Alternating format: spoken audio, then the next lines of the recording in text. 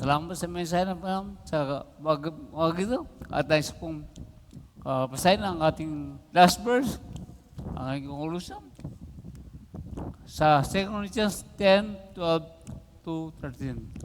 Hindi namin ibinibilang o kinukumpara ang aming sarili sa mga iba na mataas ang tingin sa sarili. Mga hanggal sila dahil sinusukat nila at kinukumpara ang kanilang sarili. So may mga lumalaban kay Apostol Pablo sa kanyang pagiging apostol. At mga lumalaban ito ay kinukumpara na ang sarili na kung sino sila at sino si Pablo. At sila ay nagmamalaki sa sarili. Dahil sila po ay may nagagawa na kung saan kinukumpara na sa iba, sa kay Pablo, ang kanilang ginagawa.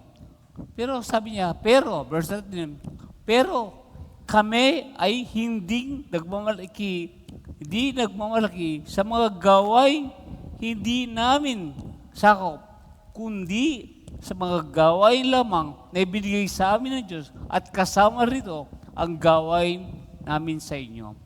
So si Pablo hindi ko siya nag-compare sa ibang tao, na kanyang mga ministeryo. At alam niyo, ako ay malaking pressure sa ating buhay.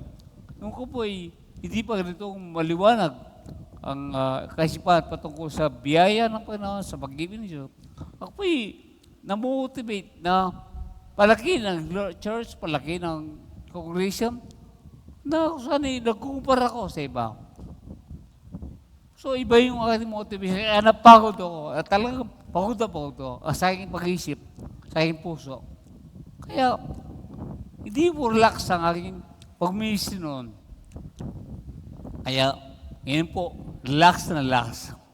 Dahil po sa ang Panginoon, ang siyang sumasama at pag-ibig niya sa aking buhay. Amen?